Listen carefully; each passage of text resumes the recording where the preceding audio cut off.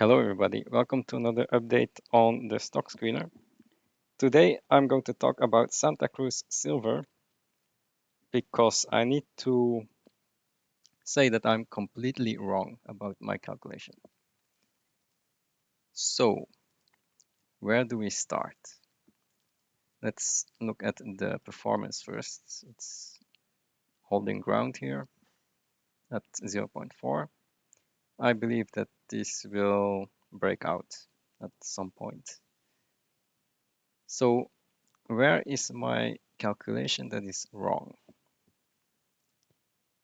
So as you know, in my last video, I said the AISC for silver equivalent was around 17. Well, that is not correct. It's actually lower. And I did a whole calculation on that. It's very complex. And silver equivalent was not 16, but it is around 24 right now. So it was 16 based on the numbers that they gave us. And where do the numbers come from? From here.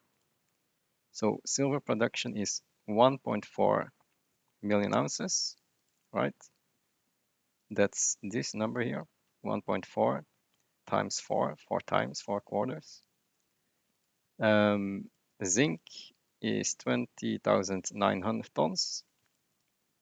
So that's this number. This is in pounds times 4, okay? But the thing that I didn't see was that they used 25 silver and $1.2 per pound zinc. That's the thing that I missed. So you can see that here. They use these numbers. 25 silver, 1.2 zinc.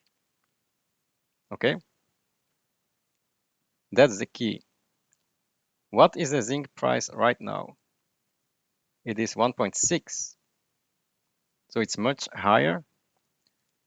And what is the silver price right now? It's not 25. It is 19. So what is the silver equivalent production right now? It is different. Okay, so it is B21 silver production plus zinc production, and then you of course need to divide it by the current silver price and times the zinc price, and then you will get the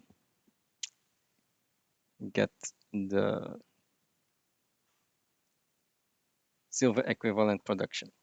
And I added 1.2 to that because we still have some other materials. I'm not going to do that calculation, that's too much. So I just added 20% to that number, and then we get 24 silver equivalent, okay? Are you following? So this is much higher than the previous number that I had. This is using these numbers, but currently the silver and zinc price is different. So that's for the production number. For the AISC number, this is the formula, which is very complex. I calculated it with this thing here. So we have yeah, this is just an example. For example, if we have this silver price, this zinc price, this silver production, zinc production, you can calculate the silver equivalent production, which is using all of these numbers, right? And let's say that the silver price changes and the zinc price changes. Then you have this silver equivalent production. These are the costs, stay the same. And there you can calculate the silver AIC, zinc AIC based on the production and cost numbers. Silver equivalent numbers can be calculated from the silver equivalent production and the costs. You can see that here. And that's before and after. And what we want to do is create a formula that uses the first AISC number and base it on silver, zinc, production, and price. And that's this formula. You can try it yourself, and you see that it's exactly the same here. So I inputted this number into this calculation here, and the AIC is using 17. And where does the 17 come from? 17 comes from here. So these were the first quarter numbers. AISC was 17, well, actually 18, but Zimapan is going to be lower cost, so I took 17. And based on 17 and all of these calculations that I just showed you, based on the new zinc price, new silver price, alt zinc price, alt silver price, yeah, this 24 and 1.8 is coming from the first quarter silver price. So in the first quarter we had around 24, right? So that's why I took 24 for the AIC calculation. And for zinc, we had a price of, in the first quarter, we had the price of around 1.8, right? So that's why I took 1.8. So all of those numbers are inputted in here and gives me AIC of around 15.5. Okay. So that's what we are going to use. We have lower AISC and higher production in silver equivalent. So this is the new chart that you can see here. That's the valuation chart, now based on silver production, zinc production, and silver price and zinc price. So I have made it more complex, but it's good to do this because this is not a silver mine. Santacruz is a Santacruz zinc mine. And now we can do some sensitivity analysis on this. You can see that's already undervalued, probably around a PE of 3. Price to EBITDA is, this is the price to EBITDA for 5 multiple. You can see the 5 here.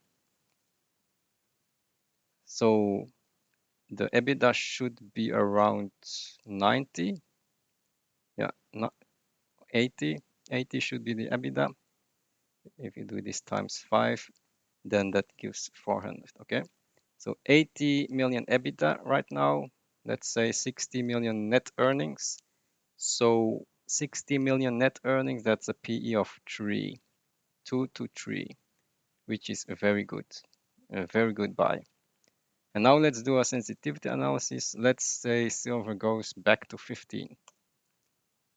Okay, it goes down, but it is not going negative. Why? Because if silver goes down, then the AISC goes down as well, because you still have the zinc in it.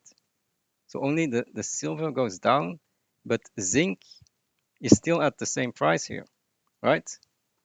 So this company will not go bankrupt if silver goes to 15, because the AISC also changes. Yeah, because you have more byproduct zinc. Let's say it goes to 10, then it's still a good company.